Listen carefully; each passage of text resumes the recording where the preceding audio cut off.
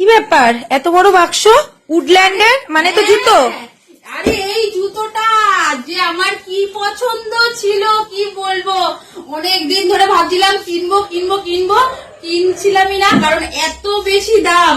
আমি তো এত বড় লোকিয়া জুতো পরার অভ্যাস নেই, কিন্তু আমার বর আমাকে ভালোবেসে এই জুতোটা গিফট করেছে। আর এটা কিসের জুতো দেখো, উডল্যান্ডের জুতো।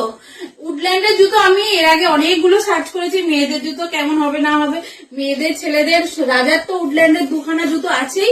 আর এবার আমার জন্য প্রথমবার এই দেখো দেখো দেখো, সামনে দেখাও সামনে দেখাও, উডল্যান্ডের জুতো।